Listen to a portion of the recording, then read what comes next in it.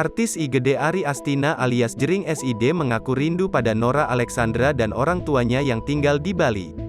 Saat ini Jering SID mendekam di Rutan Polda Metro Jaya sebagai tahanan titipan Kejaksaan Negeri Jakarta Pusat.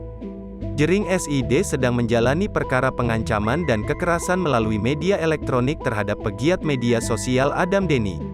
Saat ini sedang sangat kangen istri, kata Jering SID di Pengadilan Negeri Jakarta Pusat, Kemayoran, Jakarta Pusat, Selasa tanggal 25 Januari tahun 2022. Bagi Jering SID, Nora Alexandra adalah kekuatannya yang paling besar selama mendekam di tahanan.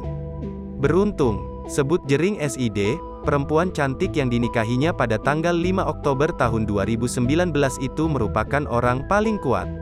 Peran istri saya sangat penting selama saya menjalani kasus ini, ucap Jering SID. Sampai saat ini sidang Jering SID masih digelar di pengadilan. Jering SID disebut menyesal masuk penjara lagi, pikirkan ibunda dan istrinya, Nora Alexandra. Hal tersebut disampaikan pengacara Jering SID, Sugeng Teguh Santoso.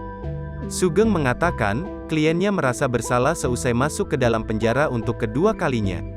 Rasa bersalah Jering SID dikarenakan kepikiran ibundanya dan sang istri, Nora Alexandra ketika di penjara atas kasus dugaan pengancaman terhadap Adam Denny. Ia Jering menyesal ia ditahan karena tidak bisa menafkahi ibundanya dan istri, kata Sugeng Teguh Santoso kepada Warta Kota Live, ketika dihubungi melalui sambungan telepon, Jumat, tanggal 3 Desember tahun 2021, lalu.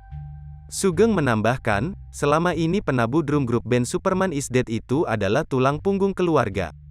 Jering sumber nafkah ibunya, dan juga Nora.